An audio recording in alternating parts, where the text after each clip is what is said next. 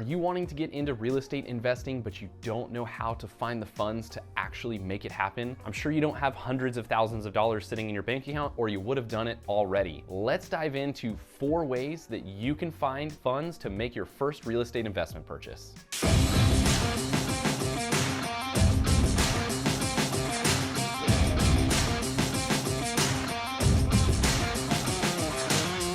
Hey guys, I'm Andrew Lewis, real estate investor and entrepreneur with over 10 years experience running a real estate team and investing in real estate. Before we dive into today's video, make sure that you hit that like button, leave a comment. I want to hear your questions, your thoughts. I'd love to use those for future videos and answer those questions you might have. And as always, be sure to hit that subscribe button so you don't miss out on our future content. We are here to help you break out of that 9-to-5, gain financial freedom, and build wealth through real estate. Let's dive in. Let's talk about finding your funds for your first down payment for a real estate investment. I find that real estate investors all the time are held back from the idea that they needed to have hundreds of thousands of dollars in their savings accounts before actually making a purchase. And I found over the years that it's simply not true. You've got access to funds all over the place, and you just have to think creatively to be able to find those funds and actually make your first purchase. And I think you're gonna find it's actually much easier than you initially thought. First place you can seek some of those funds is the traditional way, your savings account. Maybe you've spent years and years stashing cash away and you've actually got $100,000 sitting there. I use $100,000 as a round number, but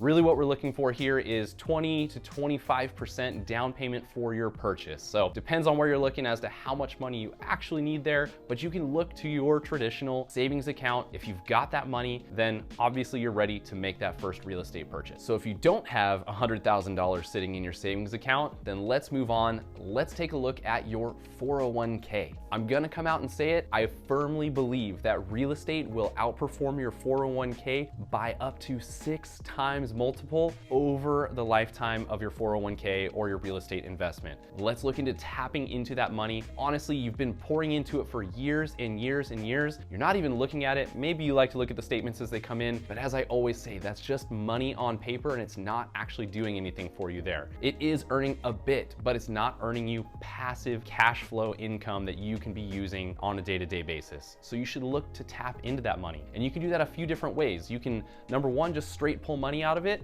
If you do that, you're gonna have to pay some tax penalty, but once you weigh out your options, it may be worth it. I actually did that route to buy my very first real estate investment, so you should consider it as well. You can also take out a loan on your 401k to make a purchase as well. So you can look into that with your 401k company. They can help explain the ramifications to each one of those. For me, it just felt best to just cash it out, pull it out, and put it into real estate because I was such a firm believer in what it can do. We've always said real estate is going to, on average, appreciate 5% year over year. You can count on it even in the midst of a crash. That even includes crash numbers because we're gonna have some years that are way higher and some that are lower, but it's gonna average out to 5% year over year.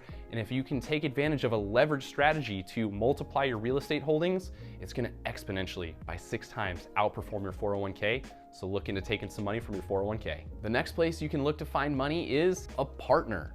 Find somebody to team up with in real estate. I would say this is probably the #1 most underrated way to get into real estate investing. Most people don't even consider it. I get it. You want the whole piece of the pie, but the reality is even half of the pie is better than no pie at all. So you should definitely consider looking at a partner if you've got no other funds available. So this is as easy as finding somebody else that's in the same scenario as you that's looking to make a real estate investment. It can be a friend or a family member or in a business networking group that you know that somebody's looking to make a real estate investment. If you are the one that's willing to put in the work, oftentimes you can find a partner that may have the cash or all the cash needed. And if you're the one that's really willing to put in the work to find the real estate deal, to go through the escrow process with it, do all of the negotiating, and then potentially manage that property, you may actually be able to get into something without any money out of your own pocket if you find the right person that just wants to put the money in and earn the passive income. But maybe you guys go in 50-50, maybe you find multiple partners, but this is a way that gets you into a real estate asset, let it perform over a few years. The cash flow is gonna be cut down to minimal cash flow, sure, but you're gonna be gaining that appreciation, and then just have an exit strategy with that partner. Maybe it turns into more and you continue a partnership to go on forever, but we see many investor clients that have partnered with somebody,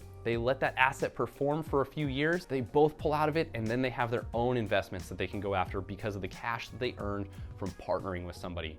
So don't discount this idea. It's definitely a viable opportunity to get into real estate using a partner. The last route that you could consider as well is tapping into your current home equity. I know it sounds scary, but we've seen many clients do this as well. You can tap into the equity on your current primary residence, on other investment properties that you may have. But again, we talk about it. The equity you have in your home is just sitting there doing nothing. It's a number on paper. You need to put it to work for you. So why not pull some of that cash out, put it into another performing asset, and allow that multiplication factor to happen again over and over and over again. So you should look at your primary residence as a possibility. You could do a cash out refinance where you're able to pull the money right out of that loan and then it's traditional 30-year mortgage again.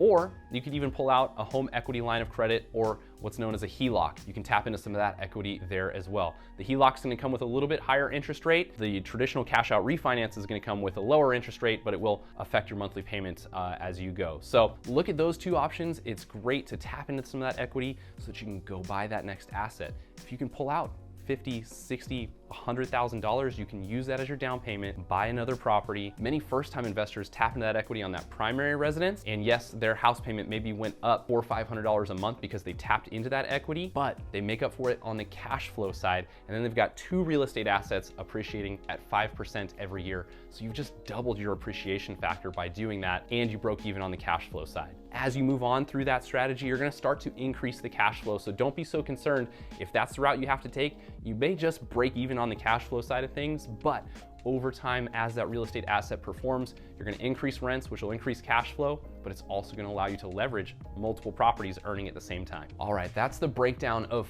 4 traditional and not so traditional ways that you can access funds to make your first or your second or your third real estate investment purchase. Don't discount any of those. They're all great options. They all allow you to get into real estate. And I always tell our clients, you need to get into real estate and wait.